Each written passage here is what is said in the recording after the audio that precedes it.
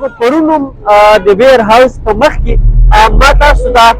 درې خبرې د 6000 چې ما پرون ظاهر کړی چې د بډګرام ډیپټي کمشنر چې کوم دی د فری آټا تقسیم په لړ کې مس منیجمنت کار دی هغه چې کوم سل پوینټ جوړ کړ دي دغه چې کوم طریقه کار وضع کړ دی هغه انتهایی ناقص دی د هغې د وجې نه خلکو کې چې تشویش دی هغه خدشه چې ده هغه نن تاسو وکتله چې په سلونو خلک چې دی سړکونو ته راغی او روډ یې بلاک کړه مقامي انتظامیه ډیپټي کمشنر بډګرام د هغه خلاف چې دي شدید ناربازي چې ده هغه هم وکړه او غوښتنه یې وکړه صوبایي حکومت نه او کمشنر هزاره نه چې هغه د فوري طور باندې کې ډیپټي کمشنر بډګرام چې دی هغه دې ځای نه تبدیل کړي چونکې هغه د منیجمنت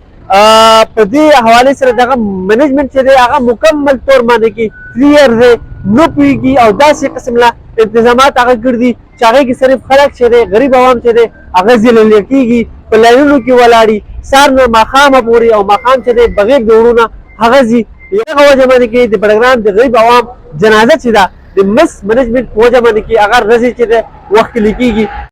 पहले सारा खुद ही बैठा हुआ है तो रोजा है 6 साहब का रोजा है मेरा रोजा है सर उस लोग अभी कोई बीमार होगा 20 हालात में होगा 10 किलो आटा 20 किलो आटा हाँ वो भी मुश्किल से मिलता है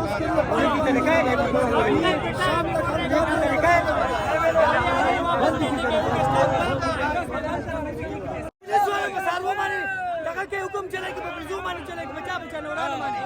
मंगा सो जानवरा दी मंगा बिजी में मंगा साना नहीं मंगा बिजी नहीं बकरी नहीं है इंसान है ऐसे मुसलमान है मुसलमानों के साथ जुल्म नहीं करो बस ये बता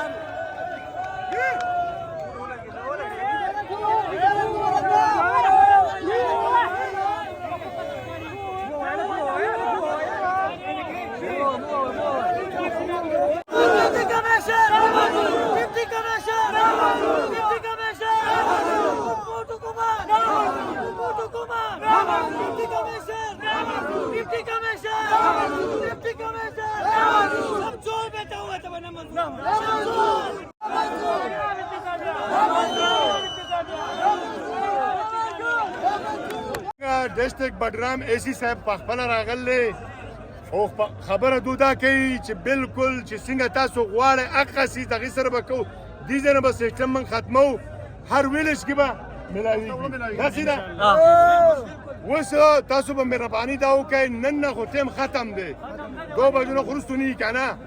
سر نه به سیستم من دا جوړو چې هر ویلج کې به تاسو کور په کور ملاويږي او د ناظم ممبر سره بني دا په دکاندار سره بس صحیح دا سی به کنه جی منګه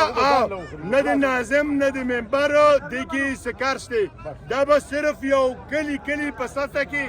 په دکان کې به ملایږي تاسو ته راکې بیا د دین علاوه خبره دا ده وکړي دی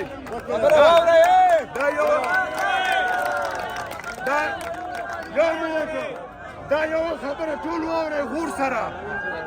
چې هر یو کس ته 30 کیلو به ملاویږي چاته چې کم ملاو شي دي هغه بیا ما سره رابطه کوي